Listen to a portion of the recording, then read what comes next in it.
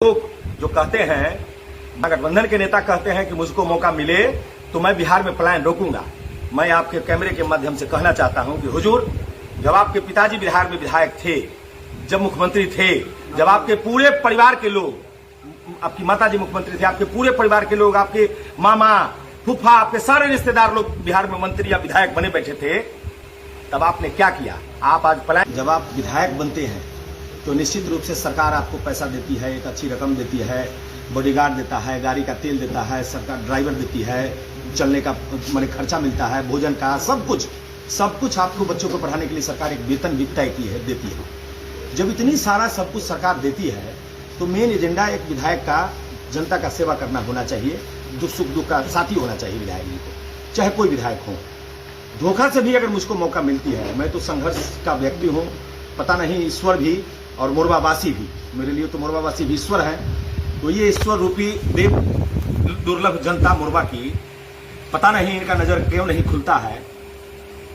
मेरे अगर मुझको मौका मिलेगा, एक बार मौका मिलेगा, एक पंचवर्षीय मौका मिलेगा, तो निश्चित रूप से जैसे जंगल राज के 1990 से 2005 तक बिहार जर्जर था, तो नीतीश जी को कम से कम 5 से 10 साल तो उस जर्जर गड्ढे को भरने में लगा।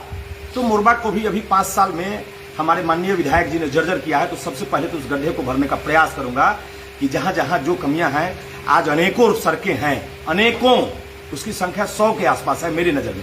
पता नहीं अब किसको क्या दिखता है, कोई कहता है कि मैंने 38 रोड का सैंक्शन कराया, मैंने 18 रोड लिख करके दिया, लेकिन मेरे पास तो सर सैकड़ों रोड है, 100 से भी उसकी ज्यादा संख्या ज्यादा हो जाएगी मोरबा का, जिसका बदतर हाल है। सबसे पहले तो चुनाव जीतूंगा, उस मंत्रालय में बैठ के और क्षेत्र में कहाँ क्या समस्या है, छोटी बड़ी, कहीं ऑब्जेक्शन भी है, कहीं कुछ भी है, उसको सॉर्ट आउट करके सबसे पहला सड़क का विकास प्रयास मेरा पहला प्राथमिकता होगा। दूसरा कि भाई स्वास्थ्य की भी व्यवस्था मोरबा में मैंने निश्चित रूप से सरकार की तरफ से अच्छा करने का प्रयास हुआ। आज आप देख रहे हैं, जहां बैठे हैं यहां से 3 किलोमीटर बगल में चकसिकंदर में एक अस्पताल, हॉस्पिटल पिछले 3 साल पहले से बना पड़ा है, उसका बिल्डिंग एकदम नया फर्स्ट क्लास बिल्डिंग बना है। अब बिल्डिंग में से मतलब पेंट उंट झरना शुरू हुआ है। हम परसों तरसों गए थे तो बिल्डिंग की हालत देखे कि बिल्डिंग अब मैंने अपना लाइफ खोना स्टार्ट कर दिया है, जबकि उसमें आज तक हॉस्पिटल चालू नहीं हुआ है। जबकि वहाँ चकसिकंदर में जयप्रकाश नारायण शिलान्यास किए जी, तो निश्चित रूप से हमारे विधायक जी की वो नाकामी होती है और मेरा पहली प्राथमिकता वो भी होगी कि मुझको अगर मौका मिले तो वो हॉस्पिटल चालू हो। शिक्षा के क्षेत्र में क्या कहेंगे? शिक्षा के क्षेत्र में मोरबा में एक बीएड कॉलेज की बहुत ज्यादा आवश्यकता है। आप जहां बैठे हैं, यहां से 17 किलोमीटर की लगभग दूरी पटोरी की होती है। पटोरी में बीएड कॉलेज है, डिग्री कॉलेज है। मोरबा के लोग या तो यहां से लोग, नून नदी के इस पार के लोग, नून नदी से पटोरी की तरफ, दक्षिण तरफ के लोग, सारे लोग पटोरी जाते हैं। यहाँ के बच्चे साइकिल से, पैदल, चाहे टेम्पो पकड़ के 17 किलोमीटर 18 किलोमीटर की सवारी करके जाते हैं कॉलेज में क्लास करने, पढ़ने। या फिर नून नदी के जब उस पार चल जाएंगे तो गुनाई बसी ही सारंगपुर के लोग समस्तीपुर जाते हैं पढ़ने, या फिर ताजपुर में जाते हैं डिग्री कॉलेज में पढ़ाई करने। अब जो परिस्थिति है, कॉलेज नहीं होने के चलते इस बार की जो समस्या है कि दर्जनों लोग ने मुझको फोन किया, और अच्छे अच्छे लोग जो राजनीति करते हैं, मेरे वर्तमान गांव के, इसी गांव के अभी सरपंच साहब चले गए, यहीं के हरिंदर पंडित सरपंच है, अपने बच्ची के एडमिशन के लिए मुझे कहते हैं कि सर भाई साहब मेरा एडमिशन कराना है, कोई कॉलेज नहीं मिल रहा।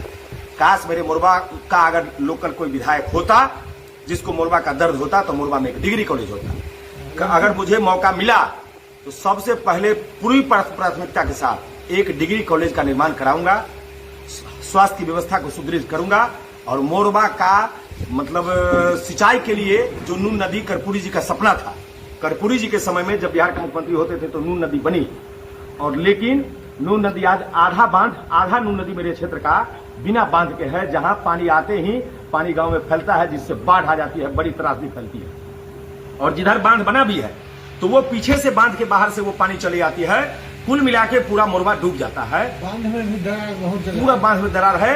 तो वो सबसे पहले नून नदी का जीर्णोद्धार, कि भाई जहां सिल्टिंग है, गाद है, उसको सबसे पहले निकाले, और जहां बांध नहीं है बांध बने। तो ये 3 काम, स्वास्थ्य के क्षेत्र में, शिक्षा के क्षेत्र में, और ये नून नदी, ये सबसे महत्वपूर्ण काम है। चौथा काम सड़क है, छोटी सड़कें, ग्रामीण सड़कें सारे जर्जर है, उसको भी बनाना मेरी प्राथमिकता होगी। फिर उसके बाद जब पूरा होगा तो उसके बाद हम लोग तब फिर इंडस्ट्री, फैक्ट्री, उद्योग की तरफ चलेंगे, और निश्चित रूप से चाहेंगे कि अगर हम लोगों को मौका मिलेगा तो ज्यादा नहीं, एकाएक तो ज्यादा होगा नहीं क्योंकि मुरबा में गड्ढा है, लेकिन प्रयास करूंगा कि पहले पंचवर्षीय में कम से कम मुरबा में 3 प्रखंड आते हैं, ये तीनों प्रखंड में एक एक बड़ी इंडस्ट्री लगे, और तीनों प्रखंड में जब एक एक बड़ी इंडस्ट्री लगी तो निश्चित रूप से पहले फेज में कम से कम 20 से 25 हजार लोगों के का प्लान मैं बंद कराऊंगा।